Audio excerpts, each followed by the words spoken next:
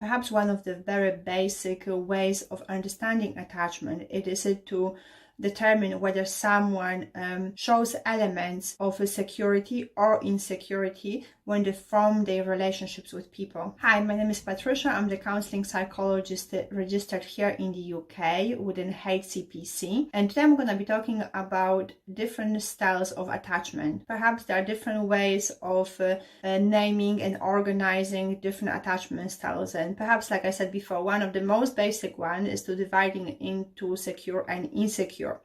So when we say that someone has secure attachment style, we mean that they have this internal sense of security, internal sense of being able to actually trust someone, and this internal sense of safeness when they are with other people. And this internal sense of safeness will give them possibility to rely on certain people in certain situations. So they're not gonna only rely on themselves throughout their life, but in certain situations when they're gonna feel the need, they're gonna be able to actually go forward and ask for help.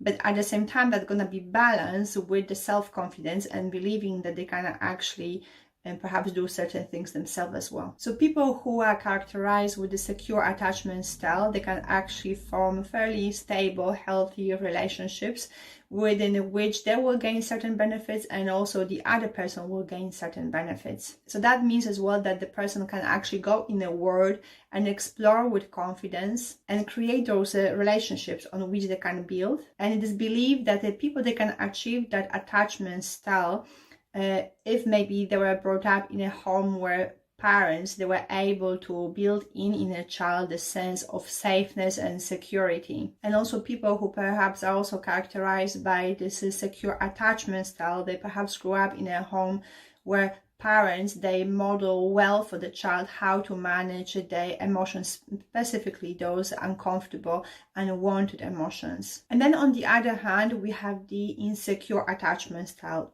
And this insecure attachment style is divided into three sections. So one of them, it is ambivalent, avoidant, and disorganized. So let's start with the avoidant one. So the avoidant attachment style, that person is gonna characterized by minimizing their emotional needs, by avoiding close relationships. Very often it might also be that they might just isolate themselves, and it might happen that maybe in their childhood the parents, maybe they were not available for them, so the child needed to learn how to manage their emotional needs themselves. And for example, that actually might happen in times when maybe parents, they go through separation and maybe the child will develop this avoidant attachment style with one of the parents because the parent is no longer available. But then at the same time, they can still develop the secure attachment style with the parent which is available to them. So perhaps being with someone in a romantic relationship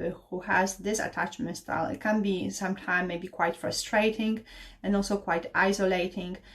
Because very often they might just not be able to explain what are their emotional needs, so they might just like shut down themselves. And then because of that, they're gonna be quite emotionally shut down from themselves and as well from other people. And then within the insecure attachment style, we will have also the ambivalent attachment style.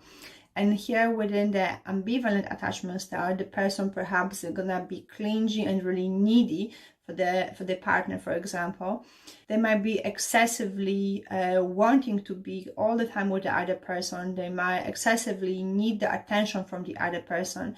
They might be using the other person to soothe themselves. So most of the soothing gonna be actually happening externally because perhaps when they were children, they were not taught how to manage their own emotions. And very often as well in those romantic relationships, when one of the partner has this ambivalent attachment style, it might happen that the other part will very often feel like they're not good enough because whatever they're gonna do for their insecurely attached partner, nothing gonna be good for them because they're gonna constantly need more and more attention, more and more soothing. And again, within the insecure attachment style, we're gonna also have the disorganized attachment style.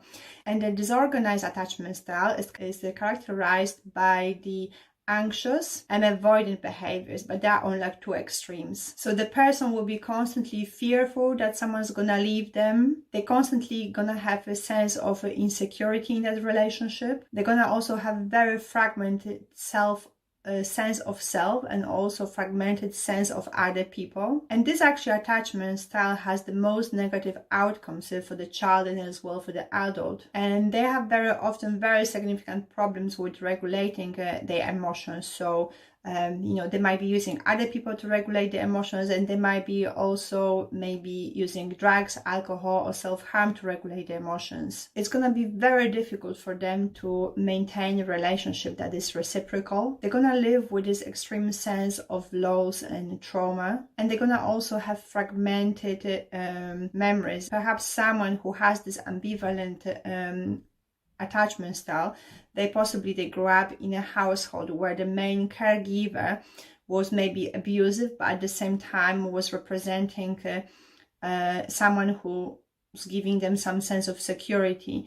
And that's why perhaps, the name of being ambivalent. So, there are these two extremes. So the child needed to really create this idea of a caregiver who's also on these two extremes. And that's why perhaps now themselves, they can only function on these two extremes, where one is extremely anxious and the other one is extremely avoidant. So now let's say think about the situation that maybe we grew up in a fairly stable family, where maybe we had the sense of security and stability, where our parents, they actually modeled to us how to manage emotions. But then maybe something later in life happens, certain trauma that really dysregulated us, and then the person can actually shift into maybe the anxious attachment style. So perhaps that sense of security, it is a form of resilience, and it's not something that is really guaranteed to us. And then obviously, because life is a process, it's not like a final product. That's why those attachment styles, they can also change. And actually that's really good news for people who actually maybe have this insecure attachment styles. So perhaps having this secure attachment style, it is a great foundation for life. People, they can really benefit from that, but as well, it is not a predictor of a great life, because that can shift later if certain traumas occur. And that the same goes for the insecure attachment style, which they can be overcome later in life with new experiences, with new relationships, with reflection, and with therapy as well. So yes, if you found this video any helpful, then please like it, subscribe, and I'm gonna see you in the next one then. Thank you. Bye.